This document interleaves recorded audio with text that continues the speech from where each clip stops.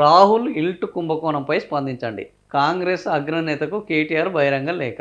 22 పారిశ్రామిక వాడలను దాదాపుగా 9,292 ఎకరాలను హిల్ట్ కింద మొత్తము వాళ్ళకు ఏంది ₹1,00,000 ఎకరం భూమిని 30% మార్కెట్ ఎస్ఆర్ఓ ధరలు 30% మార్కెట్ ధరకే ₹10,000కే ఇవ్వాలి. సో ఇక్కడ ఇట్లా జరుగుతున్నది.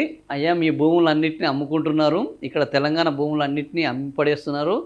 అడ్డగోలుగా అగ్గో ధరకే పారిశ్రామికవేత్తలకు చేస్తున్నారు. మరి మీకు మీ దృష్టికి తీసుకొచ్చిరో లేదో నేను మీ దృష్టికి తీసుకొస్తున్నాను. మరి దీని మీద మీరు స్పందించండి. అంటే రేవంత్ రెడ్డి గారి ఆలోచన ఏందో నాకు తెలియదు, కానీ నాకు అర్థమైనంత వరకు మరి ఇందులో మీకు ఏమన్నా షేరు దొరికిందా లేదా, ఈ భూముల అమ్మకం గురించి మీకు తెలిసిందా లేదా, ఇది ఒక 5 లక్షల కోట్ల స్కాము.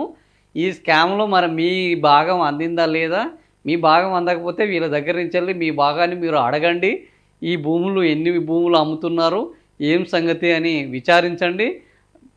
మీకు ఎగ్గొట్టి వీళ్ళే పంచుకుంటున్నారేమో, మీ భాగాన్ని మీరు తీసుకోండి అని మరి రేవంత్ రెడ్డి దగ్గర నుంచి వెళ్ళి ఆయనకు సమాచారం అందిందో లేదో అనే అనుమానంతో కేటీఆర్ గారు ఆయనకైతే సమాచారాన్ని ఇస్తున్నాడు. సో మీరు పంచుకుంటే కొద్దిగా రేవంత్ రెడ్డికి భాగం తగ్గుతుంది. లేదా ఈ ఒప్పందాల్లో ఎవరెవరు ఉన్నారు, ఎవరెవరికి ఎంత ఇస్తున్నారు రాహుల్ గాంధీకి తెలిస్తే బాగుంటుంది అని కేటీఆర్ గారు అనుకున్నట్టుంది. అందుకనే దీనికి సంబంధించిన సమగ్రమైన వివరాలను రాహుల్ గాంధీకి ఇచ్చారు. సో ఇప్పుడు రాహుల్ గాంధీ పిలిచి మరి నాకు ఎట్లాగూ రాహుల్ గాంధీని కలవడానికి పోతున్నారు రేవంత్ రెడ్డి. ఎందుకు? గ్లోబల్ సమ్మిట్ని పిలవడానికి. సో ఆ పిలిచినప్పుడు అన్న మీరు ఈ విషయాలను అడగండి.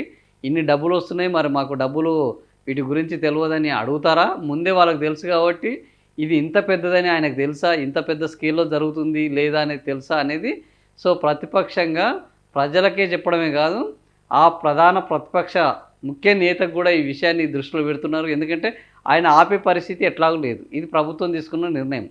అట్లీస్ట్ వీళ్ళు వాళ్ళకి చెప్పి చేస్తున్నారా చెప్పకుండా చేస్తున్నారా, మా పక్షానైనా మేము చెప్దాము అని రాహుల్ గాంధీకి ఇల్టు కుంభకోణం పైన మీరు స్పందించండి, మీ భాగం మీరు తీసుకోండి అని కేటీఆర్ గారు కాంగ్రెస్ అగ్రనేతకు ఒక బహిరంగ లేఖనైతే వివరించడం జరిగింది.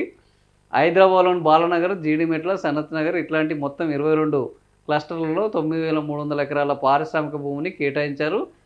వీటిని మొదట పారిశ్రామిక అభివృద్ధి, ఉపాధి కల్పన, దీర్ఘకాలిక అభివృద్ధిని ప్రోత్సహించడానికి రాయితీ ధరలకు ఇచ్చారు.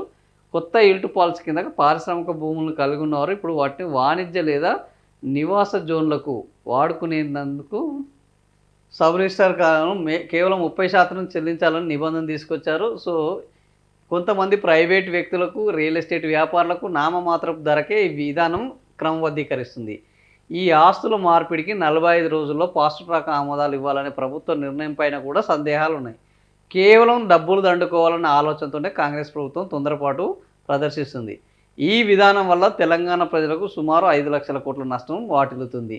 ఇంత పెద్ద ఎత్తున జరుగుతున్న అక్రమాలపై మీకు ఇప్పటి వరకు తెలియకపోతే, ఇది ఎట్లాగూ రాహుల్ గాంధీ దృష్టిలో తెలిసి ఉండదు. ఒకవేళ తెలిసినా ఏదో చిన్న మొత్తంలో చెప్పి ఉంటారు. ఇది 5 లక్షల కోట్లు, ఇంత పెద్ద ఎత్తున డబ్బులు చేతులు మారుతున్నాయని తెలియకపోతే ఇకనైనా స్పందించి అడ్డుకోవాలి.